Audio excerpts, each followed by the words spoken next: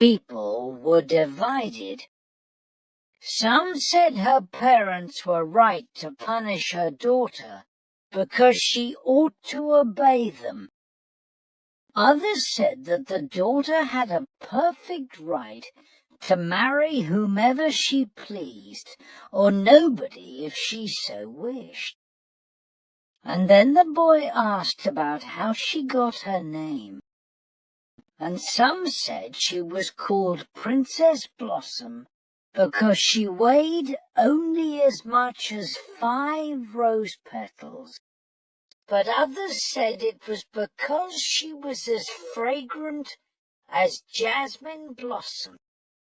The soldier's son liked the jasmine idea better, because if she weighed only 5 rose petals, she would hardly be there at all.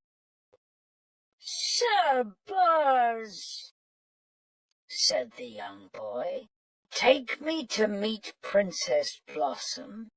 Then the people in the bazaar watched in wonder as the pair flew off with a buzz, a whiz, and a bang. They flew straight through the window of Princess Blossom and landed in her room at the top of the tower. Sir Buzz stood to attention and said, "This is Princess Blossom, sir." The girl sat up in her bed and was about to scream in horror when the young lad went down on one knee and said, "Princess Blossom, your Highness, do not call out. I have come to liberate you from this tower." "Are you a sorcerer?" asked the princess. "No, but I have my own genie. He is very small and very powerful," and he picked up Sir Buzz, still saluting and standing smartly to attention. "Oh, how sweet!" exclaimed the princess. Sir Buzz did not like being called sweet, and he started to go. "But hurry," urged the boy. "Somebody might have seen us fly in through your window. Let us be gone before the guards arrive." And indeed the footsteps of the guards on the stairs could already be heard. "If you can do magic, do it now," cried the princess. The bed rose up and hovered in the air. "All aboard," commanded Sir Buzz. The boy jumped onto the end of the bed, and at that moment the roof of the tower dissolved, and they could see sky and clouds above them. Soon they were flying just below the clouds and looking down on the city, and all the people in the bazaar looked like tiny ants, and thick, tall trees seemed like blades of grass. Princess Blossom's hair flew in the breeze, and she called out, "What's that sound?" "Do you mean that sound that goes bez?" asked the boy. "That's Sir Buzz. He always makes that sound when he performs magic." "Well, his magic is amazing!" cried out the princess. The couple were married in a temple on top of a mountain, and then they flew around all over India to see the great sights such as the Taj Mahal, the Golden Temple of Amritsar, the river Ganges, and the holy city of Benares. Finally the couple settled down in a little house with a beautiful garden, a spring and an orchard.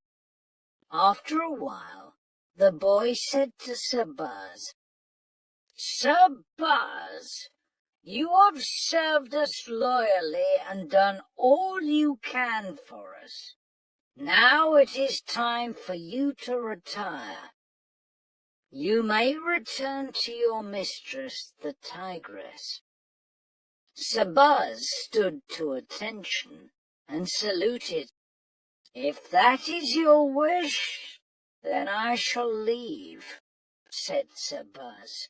"But if I may be so bold, I suggest you keep a little lock of my grey beard, and if you ever need me, burn it, and I shall be by your side in the blink of an eye, sir." The boy agreed. Sir Buzz cut off the tip of his grey beard and handed it to him. The boy then gave it to Princess Blossom, who kept it in a golden locket that hung around her neck. When it was all done, Sir Buzz departed with a buzz, a whiz, and a bang. For a while the happy couple lived quietly, but eventually the boy remembered his old mother. He told the princess that he had to visit her to make sure she had enough to eat. Princess Blossom would not think of leaving his side, so they travelled together. Their journey took them through the forest. Naturally, the boy was on the lookout for any wild animals that might try to eat them, and he kept one hand on the hilt of his sword. As the path went deeper into the forest and the light grew less and less, they listened attentively to the whoops of birds and slithers and crackles in the undergrowth.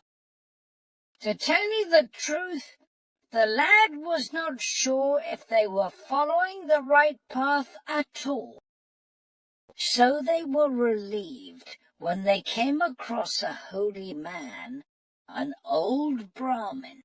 He seemed kindly and offered them shelter for the night in his hut, which was not far away.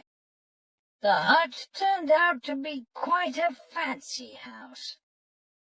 He left them in the kitchen, saying that they could cook whatever they wished.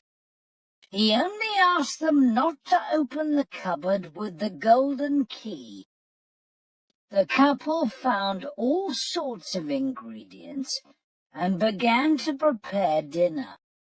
Of course, the boy could not resist peeking inside the cupboard with the golden key, and he found all sorts of golden jewels inside. He quickly shut the door and locked it.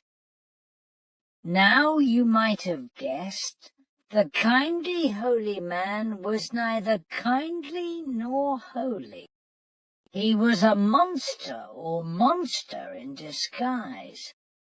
As soon as dinner was ready, he appeared in the kitchen in his real form, with several ugly heads and lots of sharp teeth. The boy thought of his mother and how she had warned him to avoid wild beasts in the forest. Now he had been caught by one. "Thank you for preparing dinner," said the monster. "You will make tasty appetizers, though it is a shame the princess does not have much meat on her." As he spoke, there was a loud buzzes, and then a whiz and a bang, because the princess had thought quickly and burned the lock of Sir Buzz's grey beard in the fire. In a moment the little man was standing on the table. "What is this pint-sized old soldier doing in my kitchen?" demanded the monster.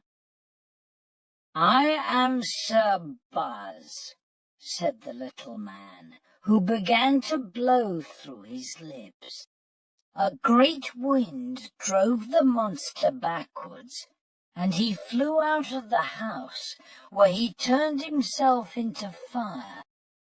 Sir Buzz became a flood of water, and began to chase the fire through the woods. The fire soon became a bird and took off into the air, and Sir Buzz became a hawk that chased the bird all the way through the sky to the court of the great god, Lord Indra, who was surrounded by musicians and dancers. The bird landed on Lord Indra's lap and became a rose. At this, Sir Buzz became a dancing girl and performed so wonderfully that Lord Indra threw the rose to her, which she caught, but as she did so, one petal fell to the ground and became a mouse that scurried away. Sir Buzz turned into a cat and pounced on the mouse. And that was the end of the monster. Sir Buzz found Princess Blossom and the soldier's son standing in the garden and gazing up into the heavens, searching for a sign of who had won the mortal combat. As soon as they heard a buzz, a whiz and a bang, they knew that Sir Buzz had triumphed. "Mission accomplished, sir," he announced, standing to attention. "I await your orders. What to do next? Sir Buzz, we are forever grateful. Now do this one last thing for us. Take us to my old mother." "Right away, sir," said Sir Buzz. But before he took them, he gathered up all the gold and jewels from the Rakshas's kitchen and placed them in a stripy box.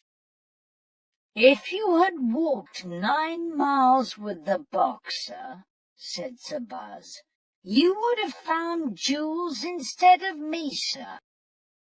And then, with a buzz, a whiz, and bang, he transported them to the house of the boy's old mother, who had been living all this time on 2 silver rupees and the produce of her garden. And of course they lived richly, healthily, and happily ever after,